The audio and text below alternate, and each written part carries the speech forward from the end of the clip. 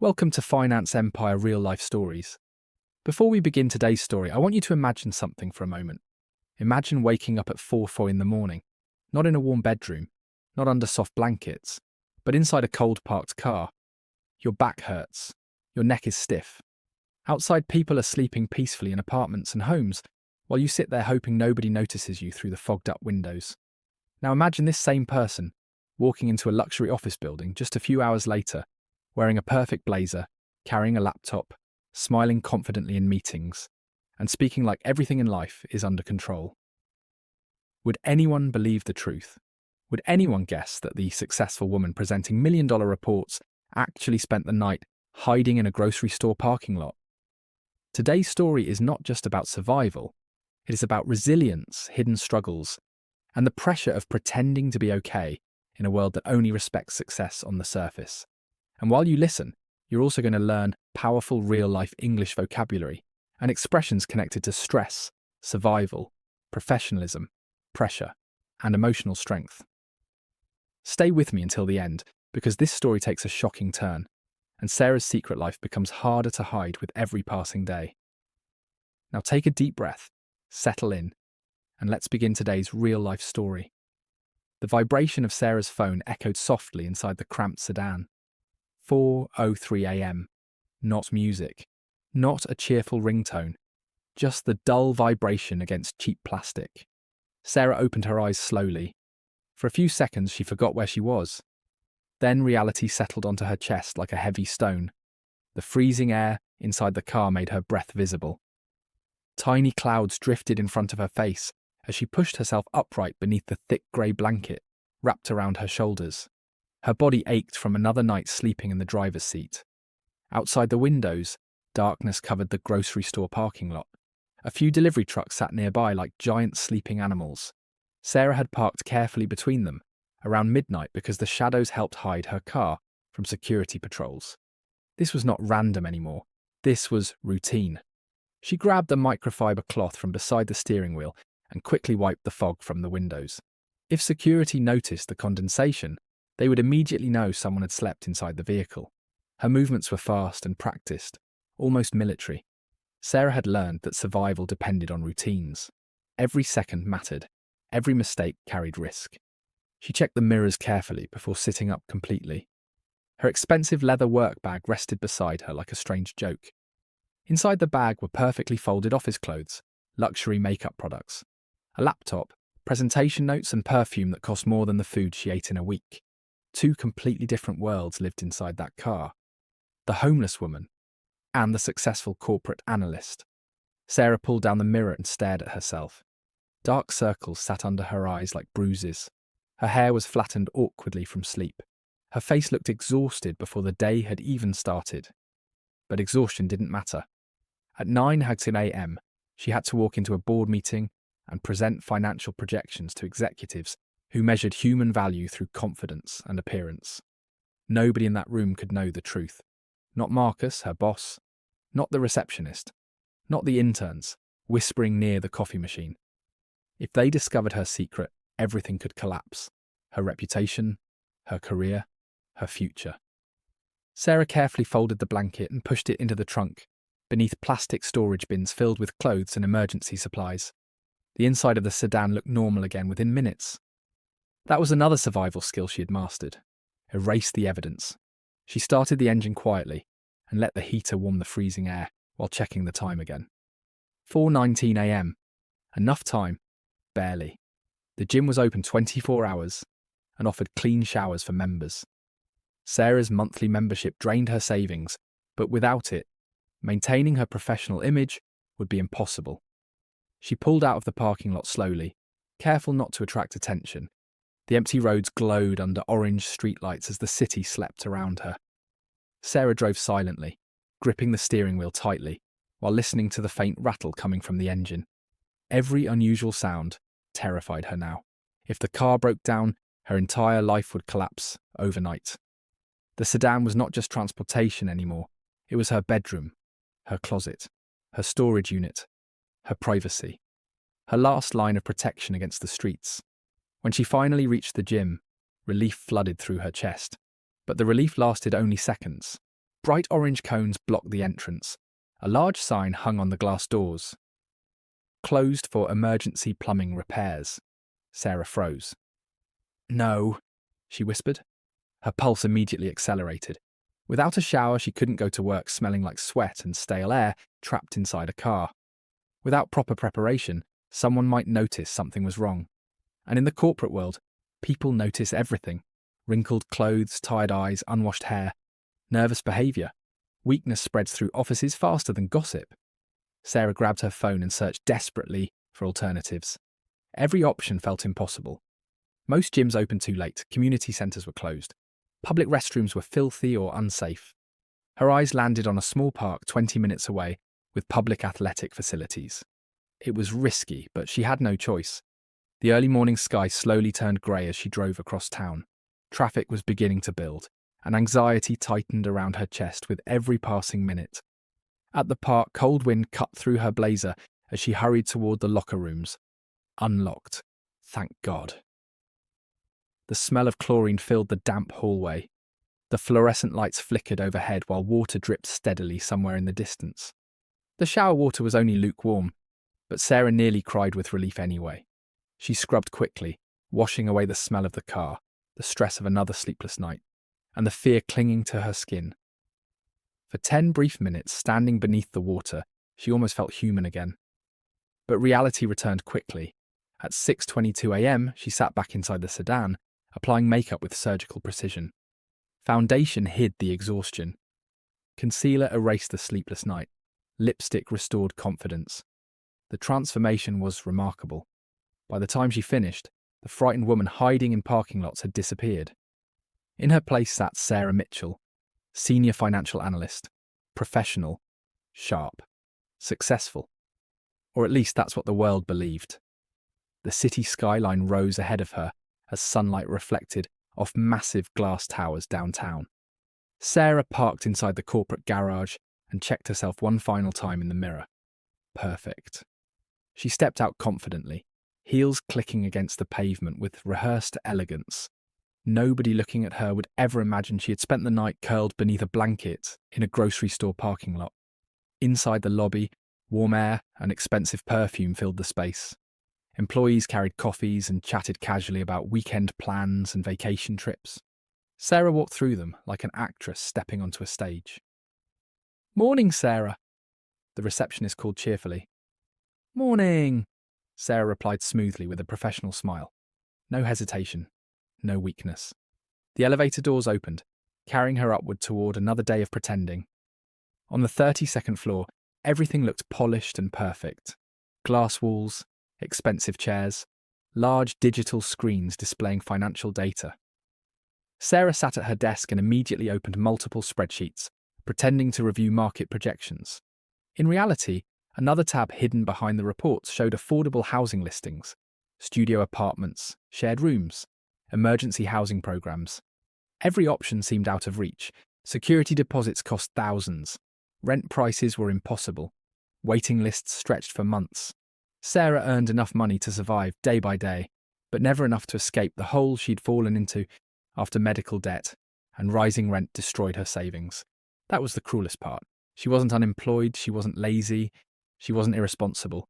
She worked harder than almost everyone around her, yet every paycheck disappeared before she could breathe. "Sarah?" Her boss's voice snapped her back to reality. Marcus stood beside her desk holding a thick folder. His tailored navy suit looked flawless as always. "You ready for the board meeting?" he asked. "The stakeholders are nervous about the quarterly projections." Sarah instantly switched into professional mode. "Absolutely," she answered confidently. "I reviewed the numbers twice last night." That part was true. She had reviewed them sitting inside her parked car beneath a flickering streetlight while trying not to fall asleep. Marcus nodded approvingly. "That's why you're one of the best analysts on this floor," he said before walking away. One of the best analysts. The words should have felt good. Instead, they made her chest ache. Because if Marcus knew the truth, would he still say that? Would respect disappear the moment people learned she slept in a sedan? Sarah stared silently at the glowing office windows. Thousands of people moved through the city below, each carrying invisible struggles nobody else could see. Some carried grief, some carried debt, some carried loneliness. And Sarah carried an entire hidden life. At exactly 8:55 a.m., she stood outside the massive boardroom doors, holding her presentation notes tightly. Inside, executives laughed comfortably around a polished wooden table worth more than her car. Sarah inhaled deeply. This was the performance that paid for survival. She pushed open the doors, with confidence painted across her face. "Good morning, everyone," she said smoothly. And just like that, the hidden homeless woman disappeared once again behind the mask of success. But masks grow heavier, every day. And Sarah was beginning to wonder how much longer she could carry hers before it finally shattered. Because later that same night, parked alone beneath another dark streetlight, someone unexpected was about to knock on her window. And that single knock would change everything. I'll see you in part 2, and before we continue Sarah's journey, take a second to imagine something. What if the person sitting beside you at work, the person wearing expensive clothes smiling during meetings and replying politely to every email, was secretly fighting a battle nobody could see? That is the frightening thing about hidden struggles. They don't always look dramatic, sometimes they look polished. Sometimes they wear high heels and carry a laptop bag. Sometimes they sit in the front row of a meeting room while silently wondering where they will sleep that night. Sarah had become an expert at pretending she was rested, pretending she was comfortable, pretending she belonged in the world of glass towers and polished marble floors. But pretending every single day was exhausting. It drained more energy than her job itself. That evening after work, Sarah parked near the waterfront and turned off the engine to save fuel. The city skyline reflected across the river like broken pieces of gold floating on black water. Normally people came here to relax, to take photographs or to walk their dogs after dinner. Sarah came here because it was quiet. She leaned her head back against the seat and closed her eyes for a moment. The silence felt heavy, not peaceful. Heavy. Her phone battery sat at 12%. She had stopped using music apps weeks ago to conserve power. Every percentage mattered now. Every dollar mattered now. Every mile of gasoline mattered now. She opened the glove compartment and pulled out a tiny notebook. Inside were columns of numbers written in careful handwriting. Gas, gym membership, P.O. box fee, coffee shop purchases, emergency car repairs, food budget. She stared at the calculations until the numbers blurred together. Even though she worked full-time at a respected company, one unexpected expense could destroy everything. That realization haunted her constantly. A single parking ticket, a medical bill, a dead transmission. Any of those things could push her from hidden homelessness into complete disaster. Sarah rubbed her temples and tried to steady her breathing. She remembered the apartment she used to rent 2 years ago, before rising prices swallowed her savings. Back then she had a small balcony filled with cheap plants. Nothing fancy. Just basil, lavender, and a tiny cactus she could never keep alive. Now even the memory felt luxurious. A loud knock suddenly hit the driver's side window, making her jump violently. Her heart slammed against her ribs. A security officer stood outside shining a flashlight toward the interior of the car. "You can't stay here overnight," he said through the glass. Sarah forced herself to smile politely, while rolling the window down halfway. "Oh, I'm sorry," she replied quickly. "I was just answering work emails before heading home." The word home nearly caught in her throat. The officer studied her for a moment. His flashlight swept across the blankets folded neatly in the back seat. The bottled water, the extra shoes, the folded towel. Sarah felt exposed. For one terrifying second she thought he knew everything. But then the officer sighed. "All right, just don't stay too long." "Of course," Sarah answered softly. As he walked away, her hands trembled uncontrollably on the steering wheel. That was another skill she had learned recently. Recovering quickly. The hidden homeless lived in a constant state of performance. Every interaction was a test. Every conversation required careful calculation. You learned how to smile naturally while panicking internally. You learned how to answer questions without revealing too much. You learned how to disappear before people became suspicious. Sarah started the engine again and drove slowly through downtown traffic. Bright restaurant windows flashed past her. Inside, couples laughed over expensive dinners, while waiters carried steaming plates across crowded rooms. The smell of grilled steak drifted through her slightly open window and made her stomach ache. Dinner tonight was a protein bar and half a banana. She had to make groceries stretch until Friday. At a red light, she caught sight of herself in the rear-view mirror. Perfect makeup, pearl earrings, smooth hair. No one would ever guess she kept blankets under the seats. The light turned green. As Sarah drove through the city, she noticed how many people ignored the world around them. Most pedestrians stared down at glowing screens while rushing along the sidewalks. Nobody noticed the people sleeping in vehicles parked quietly along dark streets. Hidden homelessness survived because people only looked at surfaces. And Sarah understood that better than anyone. The next morning, the office buzzed with nervous energy. Executives from another branch were visiting, which meant everyone dressed sharper and acted more formal than usual. Sarah stood in the restroom adjusting her blazer under the bright fluorescent lights. A co-worker named Nina walked in carrying an expensive perfume bottle. "You always look so put together," Nina said with admiration. "I honestly don't know how you do it." Sarah froze for half a second before forcing a small laugh. "Lots of coffee," she joked. Nina smiled and continued fixing her lipstick. But the comment stayed with Sarah long after she returned to her desk. "You always look so put together." If only she knew the truth. If only she knew Sarah had spent part of the night parked behind a church, desperately trying to stay warm, while rain hammered against the roof of the car. Appearances were powerful, sometimes dangerously powerful. At noon, Marcus called Sarah into a private meeting room. Her stomach tightened instantly. Had someone found out? Did HR discover her fake apartment formatting on official documents? Was this the moment everything collapsed? Marcus closed the glass door behind her and placed a folder on the table. "The stakeholders loved your presentation yesterday," he said. "They're considering you for the regional strategy project." Sarah blinked in surprise. The regional project was a major opportunity.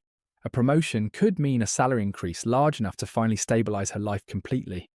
But it would also involve networking dinners, business travel, and long hours. More pressure. More pretending. "You earned this," Marcus continued. "You're one of the hardest working people in the department." Sarah thanked him calmly, but inside she felt something strange. Guilt. Not because she lied about her situation, because she realized how invisible struggling people truly were. Even her boss, who praised her dedication daily, had absolutely no idea she brushed her teeth in public restrooms and slept in parking lots. The meeting ended, and Sarah walked back toward her desk in a daze. Outside the office windows, rain clouds rolled across the city skyline, dark, heavy, threatening. That evening, the storm finally arrived.